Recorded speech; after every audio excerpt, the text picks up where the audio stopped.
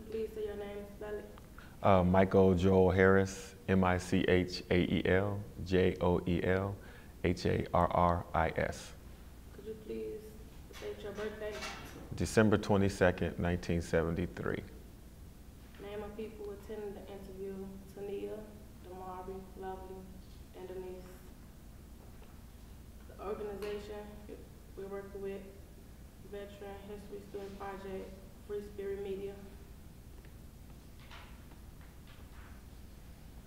Warren Branch of Service. I served in the U.S. Army. What his or her rank was? My rank was E5 Sergeant. Where he or she served?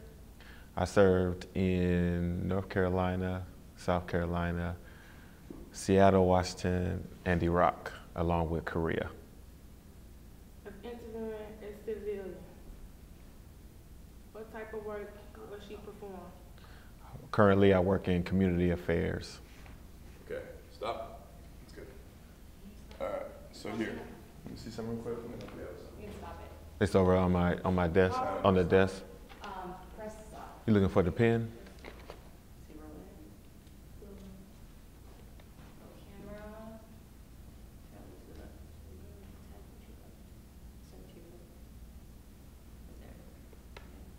Okay. Action. Date and place of interview: March 9, 2013. Could you please state your first and last name and spell it? Michael Harris, MichaelHarris. Could you please state your birthday? December 22nd, 1973. Name of people attending the interview: Damari, Lovely, Denise, and Tania. If interviewing a veteran, what were the branch of service did you serve in? I served in the U.S. Army. What his or her rank was? My rank was E5 Sergeant. Where he or she served if interviewing a civilian? I served at Fort Lewis, Washington, Fort Bragg, North Carolina, Camp Hialeah, Korea, and Camp Balad, Iraq. What type of work he performed? I was a 63 Bravo, which is a light wheel vehicle mechanic. Where he or she served, what were he or she served doing? During those times, I was a mechanic as well as doing administrative training duties. Were you drafted or did you enlist? I enlisted. Where were you living at the time? During the time when I enlisted, I was living in my hometown of Rockford, Illinois. Why did you join? I joined because Rockford was so small and it was time to go. So I figured the best way to see the world would be to join the military. Why did you pick the service branch you joined? My grandfather, actually my great-grandfather, grandfather, father, and uncles were all in the Army. So I figured that was the branch I knew the most, and that was the one I figured I would have the most fun in, so I just went out on luck. What did it feel like? It was scary at first, but I was glad I did it because within 6 months of joining, I was able to see places that I had always dreamed about going to. Although I was kind of restricted on what I could do, it was great to have that opportunity. Tell me about your boot camp training experiences. Difficult. You know, you have someone, it's different when you're at home and you have your parents waking you up 7 o'clock in the morning to go to school or get ready. And it's a whole different animal when you're at a facility and, you know, it's very calm, and then you're loaded on the back of cattle trucks, and then they're warning you, as soon as the door is open, don't take it personal, and you have no idea what they're talking about. And as soon as those doors open up and the light hits you, you have these drill sergeants just yelling at you to move, move, move, and you're just so caught because you don't know what to do. So it took a lot of getting used to. Do you remember your instructors? Yes, I remember Drill Sergeant Moore, Drill Sergeant McClendon. You never forget your drill sergeants. How did you get through faith and the fact that there were moments where I was just like, what did I get into? And I was ready to go. But I couldn't go home telling my father or my uncles that, oh, I just decided I just could quit. And plus the way it's set up, it's not that easy to get out, so. Which wars did you serve in? World War I, World War II, Korea, Vietnam, the Persian Gulf? I served in Operation Iraqi Freedom, so I was deployed for 2003 to 2004 over in Iraq. Where exactly did you go? I went to Camp Balad, which is now one of the largest bases in Iraq. Do you remember arriving and what it was like? Yes, we arrived in Kuwait in a holding camp where we got processed before we went up north. And it was very different because all was out there was just sand. And there was a major highway next to the base. And there were instances where we would do guard duty at nighttime. And then the alert would come because as a truck is driving down the highway, you don't know if it's a suicide bomber. So being on that side of the world and actually experiencing that, you take a totally different perspective on life. What was your job or assignment? I was the shop foreman for the motor pool. I was a mechanic in the Army. And so basically while I was there, we had over 100 vehicles in our company. So I was the person responsible for ensuring that parts were ordered, ensuring that the service records were upkeep. And then also I was in charge of about 25 soldiers who were under my watch. Did you see combat? I did not. I did experience our base getting attacked, but I never had to actually fire my weapon while over there. Were there many casualties in your unit? Luckily, we were blessed and there were no casualties. Tell me about a couple of your most memorable experiences. Well, there are quite a lot. I was in there for 10 years. I would say my most memorable experience would be living in Busan, Korea. When I first got over to Korea, one of the NCOs, the non-commissioned officer who's in charge of sending soldiers to different bases, it was either I was going to go up north, which is close to the DMZ, the demilitarized zone, and then she was like, no, I'm going to send you to Busan. So Busan is Korea's version of Miami. So it was a good base. I went down there, and instead of staying 1 year, which is your normal duty assignment, I re-enlisted, so I actually stayed for 3 years. Were you a prisoner of war? No. Tell me about your experiences in captivity and when freed. Well, I never experienced that. Were you awarded any medals or citations? Yes, I was awarded the Army Commendation Medal and Good Conduct. How did you get them? Well, Army Commendation, I believe it was 3 during my time in service. Some came from when I worked as a mechanic and then ensuring that our service readiness level maintained what it was supposed to be. And also I received the Army Commendation Medal when I exited the service.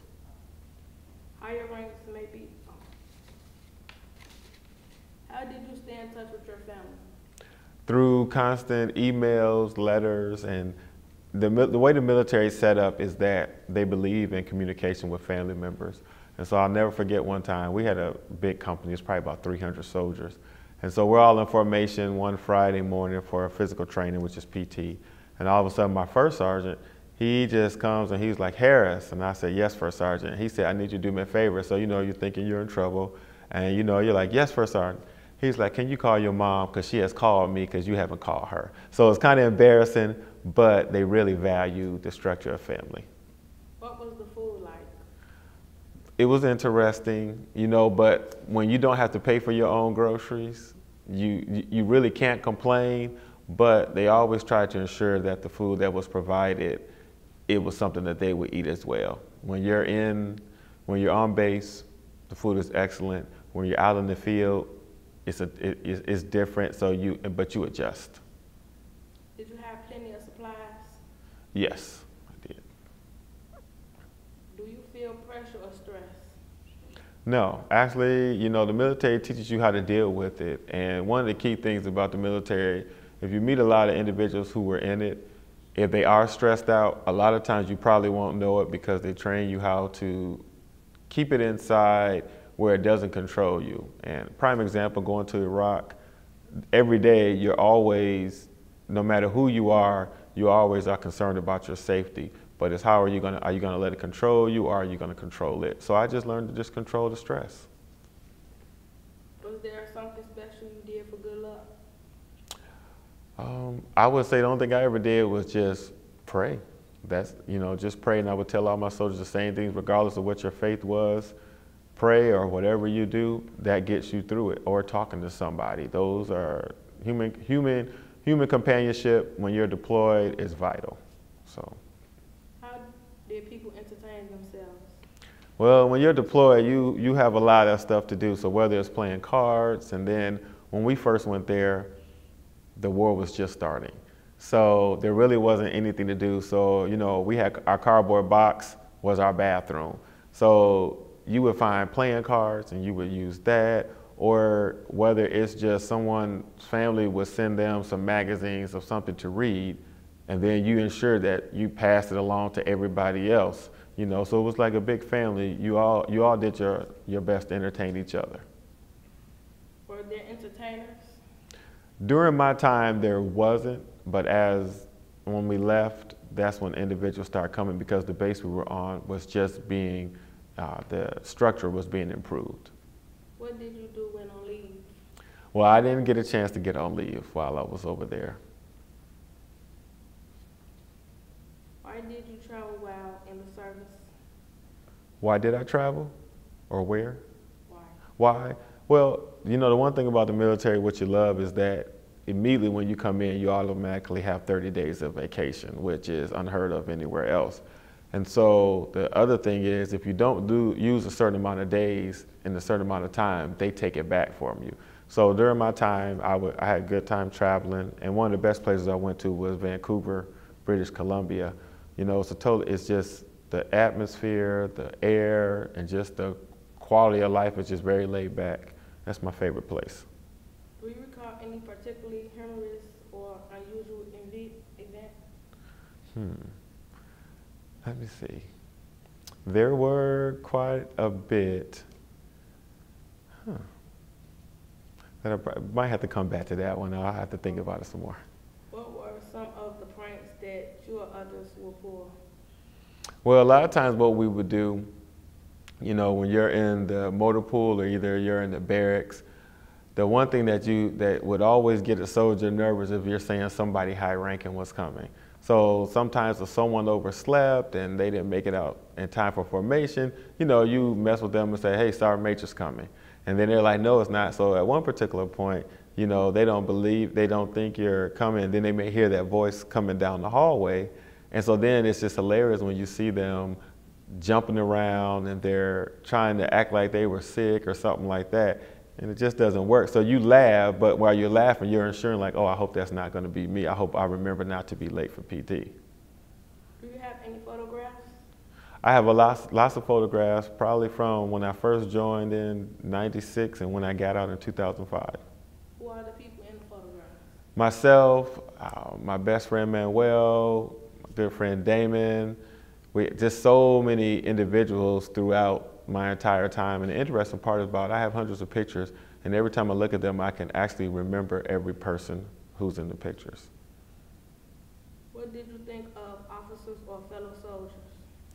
Well, you have some that you get along with, some that you don't. You have some that have issues, whether it's regards to your gender, whether it's regards to your ethnicity. But the interesting part is when you deploy, all that goes out of the door, because the key thing you want to know is that someone has your back, regardless of what their background is. And that's what you find out when you're deployed.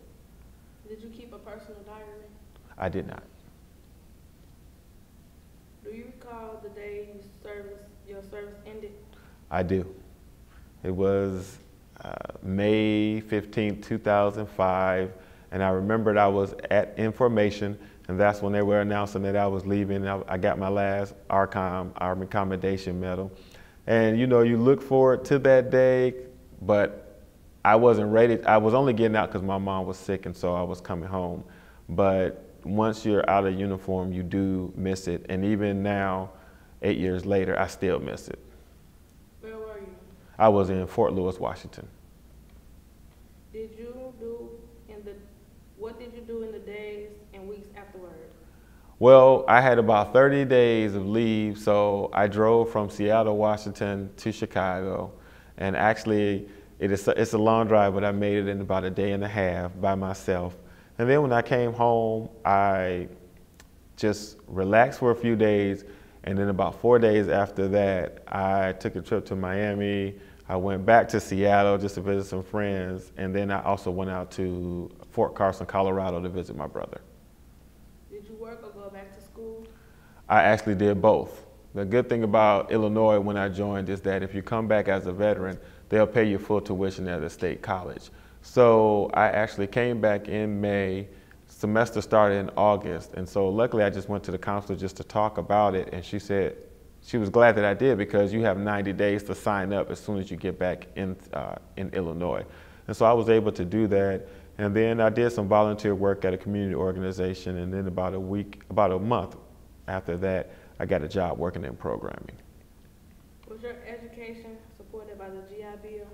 Yes, and it still is. Currently, I finished up this year at Chicago State. Did you make any close friendships while in the service? Many. I have about two really close friends that I talk to constantly.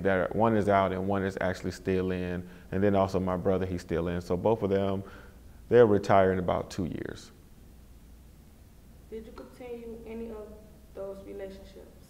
Yes. For how long? It's been going on since I've gotten out. Did you join a veteran organization? I did not join a veterans organization, but I do some work with an organization called Leave No Veteran Behind. So when there are events going on, I do volunteer with there as well.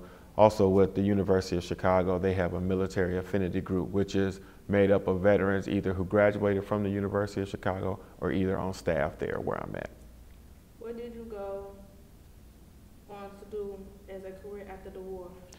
I went ahead and did nonprofit work. And then when I moved to Chicago, when I transferred to Chicago State, I worked at an arts organization called Little Black Pearl. And then I was there for about 5 years working first I worked in the cafe as a cafe manager, and I only thought I was going to be there for a year. And then I interviewed for a position as the executive assistant for the director, and I got that. And then as time went on, I had always wanted to work in community relations, and so a position opened up at the University of Chicago, where I'm at now. Did your military experience influence your thinking about war or about the military in general? It does. You know, when you're in there, you know, although we live in a democratic society, when you're in the military, it really isn't democratic. So, you know, the orders are given, unless it's something that goes against, you know, the Geneva Convention, you know, you have to follow the orders in which the structure needs to be there.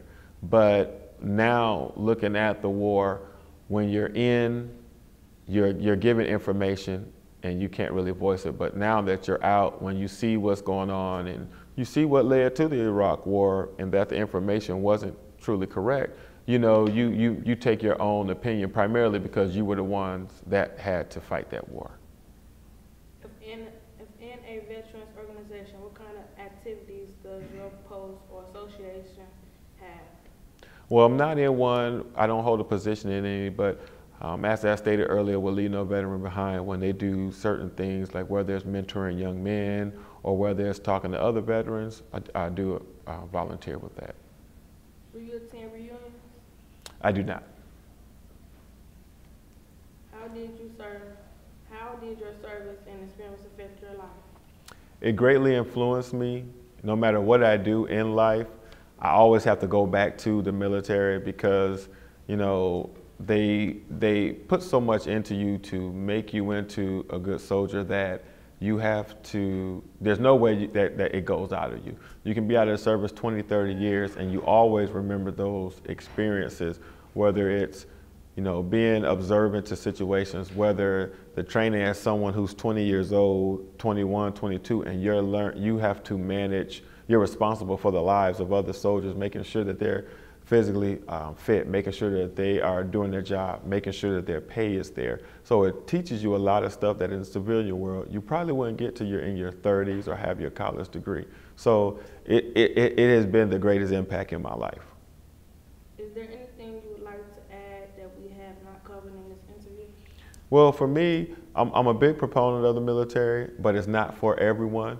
But I tell everybody, especially if you're from the state of Illinois, if you just want to get out of Illinois for a while and you're willing for a challenge, join the military regardless of what branch it is. Because you can come back to Illinois, you can go to school for free, but you have to know it's not for everybody. So you might want to try ROTC, or you can just talk to a family member that may be there. But it's your choice. All right. That's it.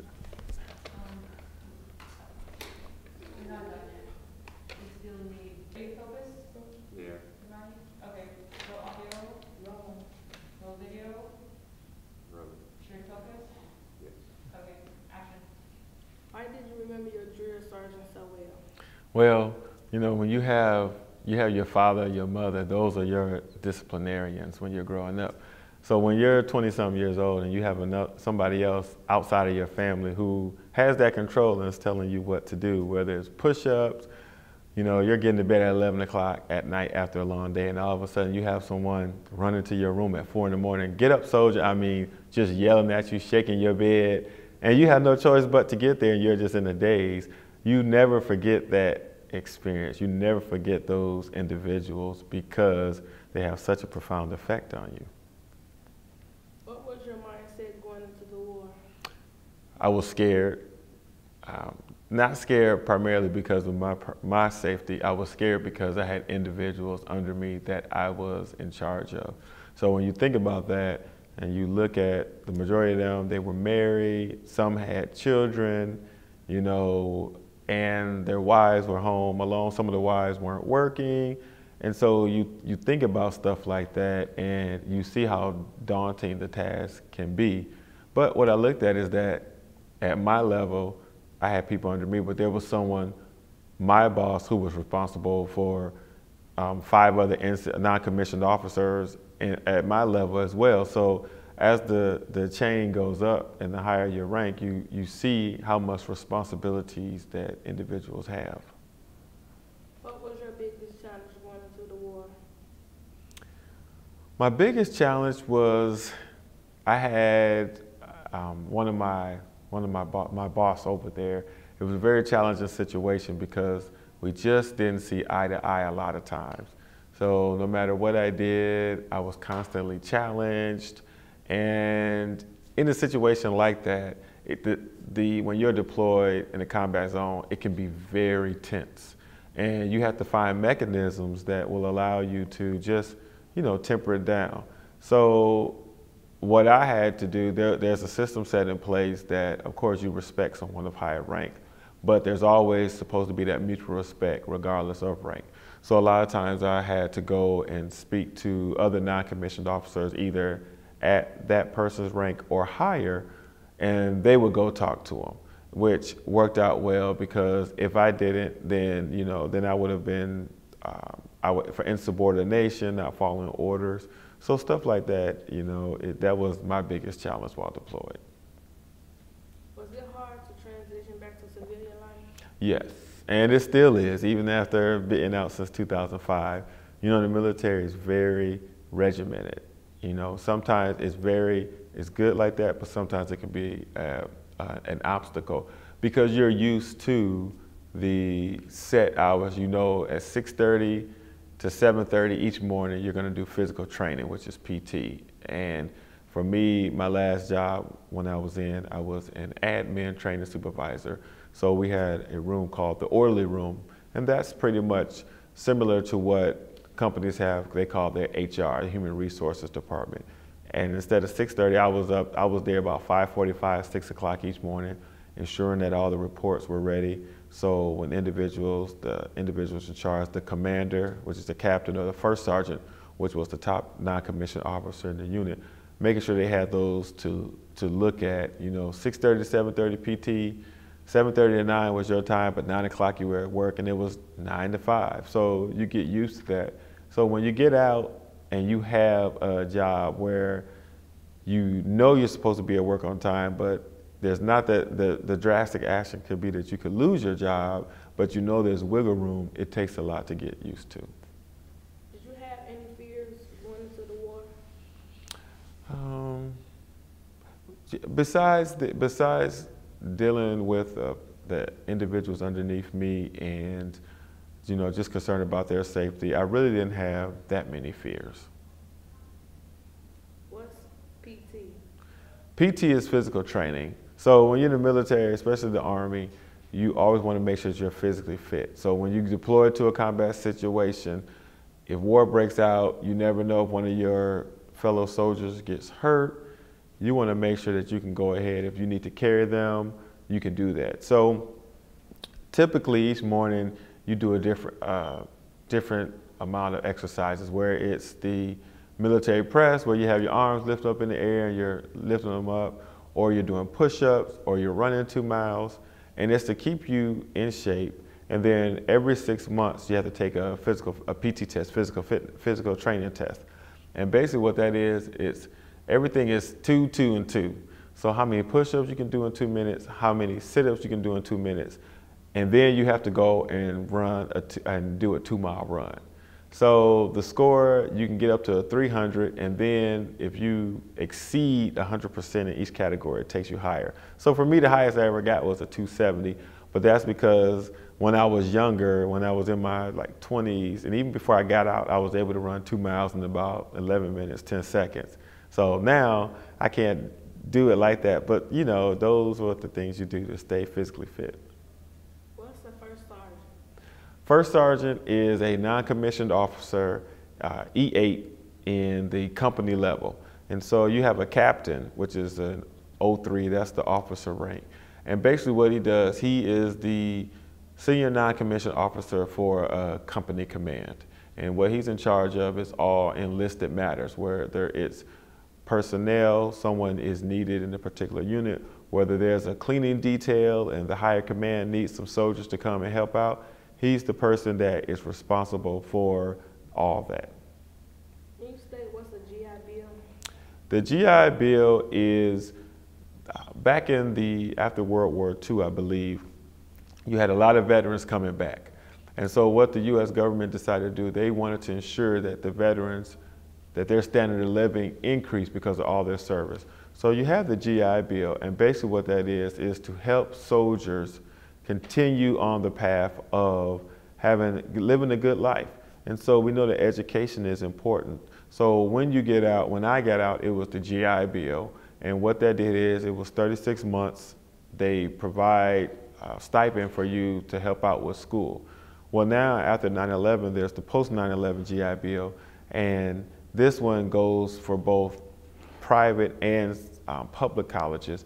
And basically it assists soldiers by giving them financial assistance so they can attend college.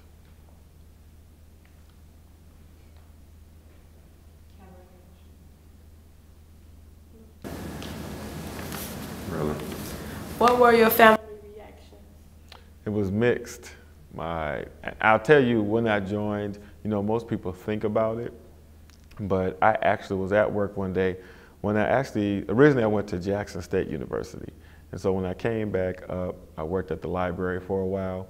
And while there, when you don't have a college degree and you're working a little bit, you make money and you're like, oh, okay. But one day I was just at work and I said, this just isn't for me. And so I just went to a recruiter. And in about an hour, I was signed up in the military. So I went home and told my father, and the position I had was an artillery crewman. And he was like, well, why would you do that? And I said, well, they give me the money. He said, but you're going to be in the field all the time. So I didn't understand what it was. So I went back, and my father, he actually was in the National Guard. He was a recruiter for a while, and then he switched over and became a civilian employee of the reserves. And he was like, you need to go back and find another job. And so that's when I became a mechanic. So my mom, When she found out, she came home later that night, and I just told her, and she just had this blank stare. She started crying, and she was highly upset because she felt that I shouldn't have joined.